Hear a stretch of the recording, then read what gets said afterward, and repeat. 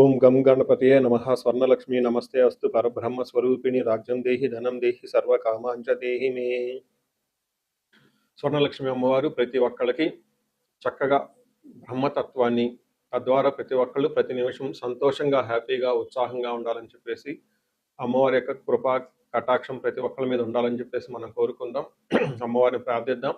అంతేకాకుండా ప్రతి ఒక్కళ్ళకి కూడాను రాజ్యం దేహి అమ్మవారు ఒక అథారిటీని, ఒక పవర్ని, ఒక స్టేటస్ని, ఒక దర్పాన్ని ప్రతి ఒక్కళ్ళకి ఇవ్వాలని చెప్పేసి కోరుకుంటూ, దీనితో పాటుగా ధన సమృద్ధి, ధనం అనేది ప్రతి ఒక్కళ్ళకి ఉండాలని, చక్కగా వాళ్ళ ఇంటి నిండా బ్యాంక్ అకౌంట్లు నిండా ఎక్కడ పెట్టినా ధనం ఉండాలని, ప్రతి ఒక్కళ్ళకి ధనం లేదు అన్న ఒక ఫీలింగ్ అనేది వాళ్ళకి రాకుండా సమృద్ధిగా ధనం ఉండాలని చెప్పేసి అమ్మవారిని ప్రార్థిస్తూ, దీనితో పాటు సర్వకామార్చ దేహిమి అంటే మన మనసులోకి వచ్చిన ప్రతి కోరిక కూడా అమ్మవారు తక్షణమే నెరవేర్చాలి. ఈ విధంగా అమ్మవారి యొక్క కృపా కటాక్షం మన మీద ఉండాలి. 12 రాసుల వారు కూడా చక్కగా అభివృద్ధి జరిగి ఎంతో ఉత్సాహంగా ఉన్నతంగా ఎదగాలని చెప్పేసి మనం కోరుకుందాం. ఇప్పుడు మనం జూన్ మంత్ యొక్క రాశి ఫలాలు చెప్పుకుందాం. జూన్ మంత్ రాశి ఫలాలు చెప్పుకుంటే ఈ జూన్ మాసంలో మనకి 2-3 రకాల విశిష్టతలు ఉన్నాయండి. అవి తెలుసుకుందాం. ఫస్ట్ ఈ జూన్ మంత్ మనకి అధిక జ్యేష్ఠ మాస పౌర్ణమితో స్టార్ట్ అయ్యి నిజ జ్యేష్ఠ మాసం పౌర్ణమితో ఎండ్ అయిపోతుందని మీరు గమనించాలి. అయితే ఈ యొక్క 2 పౌర్ణముల మధ్య ఈ యొక్క జూన్ మంత్ ఉండటంతో ఇందులో 2-3 రకాలైన విశిష్టతలు ఉన్నాయి. ఈ మాసంలో ఫస్ట్ 2 శని త్రయోదశులు వస్తున్నాయండి. 2 శని త్రయోదశులు చాలా చాలా రేరుగా వస్తాయని గమనించుకోవాలి. కొన్నిసార్లు శని త్రయోదశి 4-5 నెలలకు కూడా రాలేదు. పోయిన సంవత్సరం ఐ థింక్ ఇదే విధంగా జరిగింది. 5 నెలల వరకు శని త్రయోదశి లేదు. చాలా మంది పూజలు చేసుకోవాలన్నా కానీ శనికి సంబంధించిన ఏమైనా పరిహారాలు చేసుకోవడానికి శని త్రయోదశి చాలా బెస్ట్ది. అలాంటిది శని త్రయోదశులు 2 వస్తున్నాయని గమనించుకోవాలి. వీటితో పాటుగా చాలా మందికి ఎప్పుడైతే అమావాస్య వెళ్ళిపోయిందో మనకి నిజ జ్యేష్ఠ మాసం స్టార్ట్ అవుతుంటూ చాలా మందికి పెళ్లిళ్ళు సీజన్ వస్తుందని మనం చెప్పుకోవాలి. పెళ్లిళ్ళకి చాలా అనుకూలమైన టైం అని గమనించాలి. ఇంకొక ముఖ్యమైన విషయము లాస్ట్ అంటే జూన్ ఎండ్లో మనకి ఏరువాక పున్నమి అని వస్తుంటుంది. ఇది రైతులకు ప్రత్యేకంగా చాలా చాలా ముఖ్యమైన రోజు. ఆ రోజున అందరూ అరకలు కట్టుకుంటారు. ఎద్దులకి చక్కగా మనకేమంటారు అలంకరణ చేసుకొని గుడుల చుట్టూ తిరుక్కొని అక్కడ నుంచి అరక కట్టుకొని ఊళ్ళల్లోకి వెళ్ళిపోయేసి పొలం దున్నటం స్టార్ట్ చేస్తారని గమనించాలి. సో ఇది కూడాను ఇప్పటికి కూడాను ఇది మనకి ఎప్పటి నుంచో ఉన్న ఒక సనాతన ధర్మంలో భాగంగా ఎద్దులను పూజ చేయటం, వాటిని నందీశ్వరులుగా భావించుకోవటం, గుడుల చుట్టూ 3 రౌండ్లు తిప్పుకోవటం, భజనలు పెట్టుకోవటం, దండారా వేయటం ఈ పనులను చేస్తూ ఉంటారు. ఒక ఉత్సాహంగా టోటల్ విలేజెస్ కూడా చాలా చక్కటి వాతావరణంలో ఇవన్నీ జరుపుకుంటూ ఉంటారని గమనించాలి. సో ఇది ఈ జూన్ మంత్లో ఉన్న యొక్క విశిష్టతలు, ముఖ్యమైన పండగలు, అలానే ముఖ్యమైన ఇంపార్టెంట్ డేట్లను మనం చెప్పుకున్నాం. ఇప్పుడు ఇంకొకటి చెప్పుకోబోతున్నాం. అది జ్యోతిష శాస్త్రం ప్రకారంగా గ్రహాల గురించి. జూన్ మాసంలో 5 గ్రహాలు మారుతూ ఉన్నాయండి. 28వ తారీఖున అంటే నెల బిగిన్ అవ్వక ముందే బుధుడు మారుతూ ఉన్నారు. వీళ్ళతో పాటు శుక్రుడు, కుజుడు, సూర్యుడితో మారుతూ ఉన్నారు జూన్ మాసంలో. ఇంకా ముఖ్యమైనది సంవత్సరానికి ఒక్కసారి మారే గ్రహం ఏంటంటే గురువు మారుతూ ఉన్నారు. ఈ గురువు జూన్ 2వ తారీఖున మారుతూ ఉన్నారు. అంటే మనం జూన్ మంత్లో 5 గ్రహాల యొక్క ప్రభావం ఎలా ఉండబోతుంది అనేది మనం చెప్పుకుంటూ ఉన్నాం అనమాట. జూన్ మంత్ మీనరాశి వాళ్ళ ఫలితాలు చూసుకుంటే ఇందులో మనకి చాలా గ్రహాలు వీళ్ళకి అనుకూలంగా ఉన్నాయని మనం చెప్పుకోవాలి. ముఖ్యంగా గురువు ఎప్పుడైతే ఎప్పుడైతే గురువు మారుతూ ఉన్నారో ఈ గురు గ్రహం వల్ల వీళ్ళకి ఏలినాటి శని యొక్క బాధల నుంచి చాలా వరకు ఉపశమనం వచ్చే అవకాశం ఉంటుంది. ఒక కొత్త మార్గాలవన్నీ వచ్చే అవకాశం ఉంటుంది. ఇందులో డీటెయిల్స్ చెప్పుకోబోయే ముందు నక్షత్రాలు చూస్తే పూర్వభాద్ర 4వ పాదము, ఉత్తరాభాద్ర 1, 2, 3, 4 పాదాలు, రేవతి 1, 2, 3, 4 పాదాలు అంతా మీనరాశిలో ఉంటారని గమనించుకోవాలి. ఇందులో పేరు బలం ప్రకారం చూసుకుంటే ది, దు, షం, జ, దా, దే, దో, చాచి అన్న అక్షరాలంతా మీనరాశిలో ఉంటారు. ఇందులో మారే గ్రహాలు లఘు గోచారం, సూక్ష్మ గోచారం ప్రకారం చూసుకుంటే సూర్యుడి వల్ల వీళ్ళకి మానహాని అంటే అవమానాలు జరిగే అవకాశం ఉంటుంది. అలానే కుజుని వల్ల ధనం విషయంలో కొంచెం ఇబ్బందులు పడే అవకాశం ఉంటుంది. సరైన టయానికి ధనం రాకుండా ధనాన్ని కోల్పోయే అవకాశం ఉంటుంది. అయితే వీళ్ళకి చక్కగా గురువు మారటంతో పుత్రుల వలన లేదంటే ధన ప్రాప్తి వచ్చే అవకాశం ఉంటుంది. బుధుని వల్ల ధన ప్రాప్తి, శుక్రుని వల్ల కానీ పుత్రుడి వల్ల చాలా లాభం కలిగే అవకాశం ఉంటుంది. సో ఏ ప్రకారంగా చూసుకున్నా కానీ ఒక్క 2 గ్రహాలు ఇబ్బంది పెడుతున్నా కానీ అవి మిక్స్డ్‌గా ఉన్నాయి. మిగతా గ్రహాలు చాలా అనుకూలంగా ఉన్నాయని తెలుసుకోవచ్చు. పర్సెంటేజ్ ప్రకారం చూసుకుంటే వీళ్ళకి ఒక 70% వరకు చాలా అనుకూలంగా ఉందని మనం తెలుసుకోవాలి. ఏ విధంగా అంటే ఒక్కొక్క గ్రహం ప్రకారం చూసుకుంటే సూర్యుడు వీళ్ళకి 4వ స్థానంలో ఉండటం వల్ల మిక్స్డ్ రిజల్ట్ ఉంటుంది. ఒక పక్క ఇంటికి సంబంధించిన వ్యవహారాల్లో కొంచెం ఇబ్బందులు ఉన్నప్పటికీ కూడాను ప్రొఫెషనల్‌లో చాలా బాగా ఉంటుంది. ప్రమోషన్స్ వచ్చే అవకాశం ఉంటుంది. హైక్స్ వచ్చే అవకాశం ఉంటుందని గమనించాలి.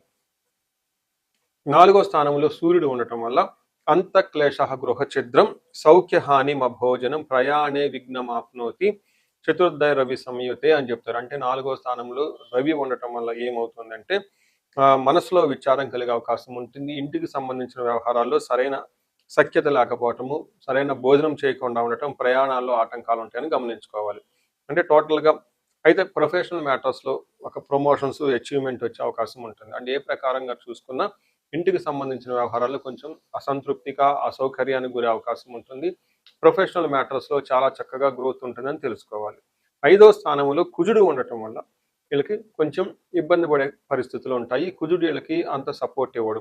ఏ ప్రకారంగా అంటే అసత్వం సతత క్లేశః సర్వకార్య వినాశనం సదా దుర్జన సంపర్కః భీతి స్యాద్. ధనస్థానకే కుజ అంట. అంటే 2వ స్థానంలో కుజుడు ఉండటం వల్ల ఏమవుతుందంటే అసత్వం అంటే దేహంలో బలం తగ్గిపోతూ ఉంటుంది. సతతం క్లేశః ఎప్పుడూ ఏదో ఒక విచారకరంగా ఉండే అవకాశం ఉంటుంది. తర్వాత సర్వకార్య వినాశనం ఏదైనా పని చేస్తే ఆటంకాలు కలుగుతూ ఉంటుంది. సదా దుర్జన సేవ మీ చుట్టూ అంతా వేస్ట్ పీపుల్ అంతా కలిగేసి మిమ్మల్ని ఇబ్బంది పెట్టే విధంగా ఉంటూ ఉంటారు. నమ్మించి మోసం చేసే అవకాశం కూడా ఎక్కువగా ఉంటుంది. భీతి స్యాద్ అంటే భయంగా భయంగా ఉండే అవకాశం కూడా ఎక్కువ ఉంటుంది. కుజుడి విషయంలో కొంచెం జాగ్రత్తగా ఉండడం ఎంతైనా అవసరం. ఈ టైంలో కొంచెం హెల్త్‌కి సంబంధించిన వ్యవహారాల్లో కొంచెం జాగ్రత్తగా ఉండటం కూడా చాలా ముఖ్యమని గమనించుకోవచ్చు. అయితే మనకి 5వ స్థానంలో కుజుడు ఉండటం వల్ల బాగా యోగ్యతనిస్తూ ఉంటారు. 5వ స్థానంలో కుజుడు ఉండటం వల్ల దాసీభృత్య జనలాభః నిత్యమృష్టాన్న భోజనం ధనధాన్యాభీష్టార్థః పంచమస్తే భగో భవేత్ పంచమస్తే భవేద్ భృగో అంటారు. అంటే 5వ స్థానంలో శుక్రుడు ఉండటం వల్ల ఏమవుతుందంట దాసీ జన భృత్య లాభః అంటారు. మీకుందన్న ఎంప్లాయీస్ కానివ్వండి, సబార్డినేట్స్ కానివ్వండి, మీ ఫాలోవర్స్ మిమ్మల్ని అనుసరించి ఉండేవాళ్ళు మిమ్మల్ని చక్కగా సపోర్ట్ ఇస్తారు అంటారని చెప్పవచ్చు. అంతేకాకుండా నిత్యం మృష్టాన్న భోజనం డైలీ చక్కగా భోజనం చేస్తూ ఉంటారు. ధనధాన్యాభీష్టార్థః ధనం విషయంలోనూ, ధాన్యం విషయంలోనూ మీకు అనుగుణంగా ఉండే అవకాశం ఎక్కువగా ఉంటుందని చెప్తారు. అంతేకాకుండా ఈ టైంలో జెంట్స్ అయితే లేడీస్ నుంచి మంచి సపోర్ట్ వస్తుంది. అది ఇంట్లో నుంచి కానివ్వండి, బయట కానివ్వండి. అదేవిధంగా ఇన్ కేస్ లేడీస్ అయితే ఇంట్లో వాళ్ళతో కానివ్వండి, బయటతో ఉన్న వాళ్ళతో జెంట్స్ నుంచి మంచి సపోర్ట్ వస్తుంది అని చెప్పుకోవచ్చు. సో ఇంతే కాకుండా మనకి కుజుడు చూసుకుంటే 4వ స్థానంలో ఉండటం వల్ల ధన ప్రవాహం చక్కగా వస్తుంది. మదర్‌కి చాలా చక్కగా ఉంటుంది. ఏదైనా కొనుక్కోవాలనుకుంటే ఆ గృహానికి సంబంధించి, ఇంటికి సంబంధించిన వాటిలో బాగా కలిసొచ్చే అవకాశం ఉంటుందని తెలుసుకోవచ్చు. బుధుడు 4వ ఇంట్లో ఉండటం వల్ల ఆగిపోయిన పనులు, ఇంటికి సంబంధించిన పనులు ఏమైనా ఉంటే చక్కగా పురోభివృద్ధి చెంది బాగుంటుందని గమనించుకోవాలి. సో మీరు చూసారు కదండీ! ఎక్కువగా గ్రహాలు వీళ్ళకి కొంచెం ఇబ్బంది పెడుతున్నట్లు ఇక ఇబ్బంది నుంచి బయటపడే విధంగా ఉన్నాయని గమనించాలి. ఈ టైంలో ఎక్కువగా ప్రమోషన్స్ వచ్చే అవకాశము, కెరియర్‌లో ఒక కొత్త చేంజెస్ వచ్చే అవకాశం ఎక్కువగా ఉంటుంది. వీళ్ళు పరిహారాల కింద ఏదైనా చేసుకోవాలనుకుంటే కుజుడికి సంబంధించిన సంపూర్ణ పరిహారాలు చేసుకుంటే చాలా బాగా కలిసొస్తుంది. కుజుడికి ముఖ్యంగా ఆంజనేయ స్వామికి సంబంధించిన దండకం చదువుకోవటము, హనుమాన్ చాలీసా చదువుకోవటం, వీటితో పాటు కందులు 1 కేజీ దానం ఇవ్వటం, సుబ్రహ్మణ్యేశ్వర స్వామి ఆరాధనలు ఇవన్నీ చేస్తూ ఉంటే బాగా కలిసొస్తుంది. సో ఇవి కాకుండా వీళ్ళకి ఏలినాటి శని యొక్క ప్రభావంతో చాలా ఎక్కువగా ఉన్నారు కాబట్టి శని పిప్పలాద స్తోత్రం చదువుకోవటం, యోగా చేయటం, మెడిటేషన్ చేయటం, వీలైనంత ఎక్కువగా సేవ చేస్తూ ఉంటే బాగా కలిసొస్తుంది. ఇంకొక ముఖ్యమైన విషయం మీకు నాగుల కట్ట అంటారు. లేదంటే అశ్వత్థ కట్ట అంటారు. నాగుల కట్ట లేదంటే అశ్వత్థ మర అని అంటూ ఉంటారు.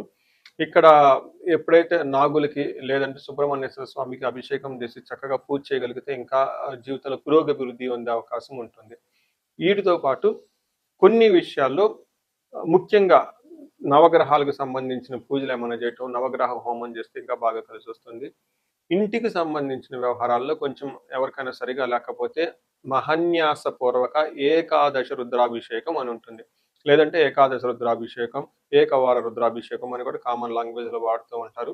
ఈ పూజ మీ ఇంట్లో ఒక ఇద్దరు బ్రాహ్మణోత్తములని లేదంటే రుద్ర పండితులను తీసుకొనొచ్చి వాళ్ళ ఆధ్వర్యంలో నవద్రవ్యాలతోటి, పంచామృతాలతోటి ఈ యొక్క మహన్య ఏకాదశి రుద్రాభిషేకం చేసుకుంటే బాగా కలిసి వచ్చే అవకాశం ఉంటుందని తెలుసుకోవాలి. మనం ఇప్పుడు రెమెడీస్ చూసుకుంటే ముఖ్యంగా నేను అందరికి సలహా ఇచ్చేది ఏంటంటే, మీ వయసు గనుక 35-45 ఉండి ఎక్కడ లైఫ్‌లో మీరు ఆగిపోయారు. ఇప్పటిదాకా గ్రోత్ ఉండి, చక్కగా ఒక మేనేజర్ పొజిషన్‌లో ఉండి, ఉన్నతంగా ఉండి, కానీ లైఫ్ ఇప్పుడనేది మీకు ఛాలెంజింగ్‌గా ఉంది. దీన్ని మనం జనరల్‌గా మిడ్ లైఫ్ క్రైసిస్ అని చెప్తూ ఉంటారు చాలామంది. బట్ జ్యోతిష శాస్త్రంలో మిడ్ లైఫ్ క్రైసిస్ ఎందుకు వస్తుందనేదని చాలా చక్కగా వివరించడం జరిగింది. ఆ టైంలో మీకు శాపాలనేవి యాక్టివేట్ అవుతూ ఉంటుంది. ఆ టైంలో మీకు గ్రహ దోషాలనుంటాయి. ఈ గ్రహ దోషాలు కూడా మీకు యాక్టివేట్ అవుతూ ఉంటాయి. ఇది ఒక్కసారి మీరు ఇన్ కేస్ మీ ఏజ్ గనుక అలా ఉండి ఇప్పటిదాకా బాగుండి మధ్యలో మేము లైఫ్‌లో స్ట్రక్ అయిపోయాము. గ్రోత్ లేదు, డైరెక్షన్ లేదు, సరిగ్గా ఇంప్రూవ్‌మెంట్ లేదు, రిలేషన్‌షిప్స్‌లో ప్రాబ్లమ్స్ వస్తూ ఉన్నాయి. ఎలా ఎళ్ళాలో కన్‌ఫ్యూజన్‌లో ఉన్నారు అనుకున్నప్పుడు ఖచ్చితంగా ఒకసారి జ్యోతిష శాస్త్రంలో మీ ఇండివిడ్యువల్ హారోస్కోప్ చూపించుకోండి. అందులో టోటల్ శాపాలు ఏమైనా ఉన్నాయా స్కాన్ చేసుకొని అవి ఇప్పుడు యాక్టివ్‌గా ఏమైనా ఉన్నాయో తెలుసుకోవడం చాలా చాలా ముఖ్యం. ఇప్పటిదాకా మనం చెప్పుకున్న ఈ గోచార ఫలితాలు మీకు ఒక 30, 40% మాత్రమే ఎఫెక్ట్ అవుతాయి. 100% మీ జాతకం కరెక్ట్‌గా ఎలా ఉందని తెలుసుకోవడానికి ఇండివిడ్యువల్ జాతకం చూపించుకోవడానికి చాలా ఇంపార్టెంట్. అందులో ఉన్న దశలు ఎలా ఉన్నాయి, భుక్తులు ఎలా ఉన్నాయి చూసుకొని చక్కగా పరిష్కారాలు చేసుకొని, పరిహారాలు చేసుకుంటే లైఫ్ అనేది 10 రెట్లు ముందెళ్ళే అవకాశం ఎక్కువగా ఉంటుంది. చాలా మందికి ధనానికి ఇబ్బంది పడిపోతూ ఉంటారు. అప్పటిదాకా ధనం ఫ్లో ఉంటుంది. సడెన్‌గా ధనం ఫ్లో ఆగిపోయి ఉంటుంది. వాళ్ళు స్వర్ణలక్ష్మి విశేష హోమం చేపించుకోవటం, కుబేర పాశుపతం చేపించుకోవటం చాలా ముఖ్యం. దీనితో పాటు చాలామంది భార్యాభర్తల మధ్య అన్యోన్యత అనేది లేకుండా చాలా ఇబ్బంది పడిపోతూ ఉంటారు. ఏదో ఉన్నామంటే ఉంటారు కాబట్టి, ఈ యొక్క భార్యాభర్తల మధ్య గొడవ వల్ల ఇంట్లో అనేక రకమైన ప్రాబ్లమ్స్, మిస్‌అండర్‌స్టాండింగ్స్ వస్తూ ఉంటాయి. బంధువులు, చుట్టాలతో కూడా ఒక్కోసారి మీకంతా విలువ ఇవ్వకుండా పోతూ ఉంటారు. ఇలాంటి వాళ్ళు అన్యోన్య దాంపత్య పాశుపతం చేపించుకోవటము, లేదా విశ్వావసు గంధర్వరాజ మహా హోమం చేపించుకోవటం, విశేష హోమం చేపించుకుంటే జాతకంలో ఉన్న దోషాలు పోయి చక్కగా ఉంటారు. ఇవి కాకుండా ప్రతి ఒక్కళ్ళకి ఈ మధ్య అమెరికాలో ఉంటూ ఉంటారు. లేదంటే ఎన్ఆర్ఐలు చాలా మంది ఉంటారు. చాలా డైలమా ఉంటుంది. ఏ కెరియర్‌లో ఎళ్తే బాగుంటుంది? ఇండియాలో ఉంటే బెటర్‌గా ఉంటుందా? లేదంటే ఇండియా నుంచి ఫారిన్ ఎళ్తే బావుంటుందా? ఫారిన్ సెటిల్‌మెంట్ యోగం ఉందా? అసలు ఫారిన్‌లో ఎంతకాలం ఉంటాం? ఇలాంటి విషయాలు చాలామంది ఈ వీసాల గురించి, గ్రీన్ కార్డుల గురించి, లేదంటే ఎంఎస్ చేయాలనుకున్న వాళ్ళకి చాలా కన్‌ఫ్యూజన్‌లో ఉంటారు. అలాంటి వాళ్ళు కూడా ఒకసారి జాతక చక్రం చూపించుకుంటే చాలా బాగుంటుంది. యూజువల్‌గా వీసాలు రావటానికి నేను మన్యు పాశుపత అభిషేకం విత్ రాహు గ్రహానికి శాంతులు ఎక్కువ చేస్తూ ఉంటాను. ఇలా రాహువుకి సంబంధించి మన్యు పాశుపతం చేస్తే వీటితో పాటు లక్ష్మీ గణపతి జపము, ఈ స్వర్ణలక్ష్మి జపం చేసుకుంటూ ఉంటే ఇక్కడ ఫారిన్‌లో ఈ వీసా ప్రాసెసింగు లేదంటే ఈ డాక్యుమెంటేషన్ వర్క్ అనేది చాలా చక్కగా ఫాస్ట్‌గా ఎలాంటి ఆటంకాలు లేకుండా అయ్యే అవకాశం ఉంటుంది. ఇది కాకుండా ఇంకా మీరు ఏమైనా ఇండివిడ్యువల్‌గా మీకు ఛాలెంజెస్ ఉన్నాయి. హెల్త్ బాగాలేదు, మహామృత్యుంజయ హోమము, ఇంకా ఏమైనా మీకు ఈ మీ యొక్క శత్రు బాధలు విపరీతంగా ఉన్నారు. చండీ హోమం చేపించుకోవటం. చండీ హోమంతో పాటు ఇంకా మీకు విపరీతంగమైన మిమ్మల్ని ఇబ్బంది పెట్టేసి, మిమ్మల్ని భయభ్రాంతులకు గురి చేసే వాళ్ళు ఎక్కువగా ఉన్నారు. బగలాముఖి జపము, హోమము ఇవి చేపించుకుంటూ ఉంటే మీ చుట్టూ ఒక మంచి ప్రొటెక్టివ్ ఎన్విరాన్మెంట్ ఉంటుంది. సో, ఈ మధ్య కాలంలో ఎక్కువగా నేను చండీ హోమాలు కూడా చక్కగా చేస్తూ ఉన్నాను. సాఫ్ట్‌వేర్ వాళ్ళకి, రాహు దశ నడిచిన వాళ్ళకి, రాహు అంతర్దశలో ఉన్నవాళ్ళు. ఇంకా నేను చాలా మందికి కాలసర్ప దోషాలు కూడా దగ్గరుండి చక్కగా నా ఆధ్వర్యంలో పూజలు చేపిస్తూ ఉన్నాను. ఇలాంటి వాళ్ళు మీ ఇండివిడ్యువల్ జాతకంలో ఒకసారి చూపించుకొని ఎక్కడైనా మీరు లైఫ్ స్ట్రక్ అయ్యాము అనుకుంటే, వాటికి చక్కగా ఎందుకు కారణం తెలుసుకొని, పరిష్కారాలు తెలుసుకోవటం వల్ల మీ లైఫ్ పదింతలే ముందుకెళ్ళే అవకాశం ఎక్కువగా ఉంటుంది. మీ అందరికి అష్టలక్ష్మి కృప కలగాలని, అలానే అష్టైశ్వర్యాలు, భోగభాగ్యాలు కలగాలని చెప్పేసి నేను కోరుకుంటున్నాను. నమస్తే.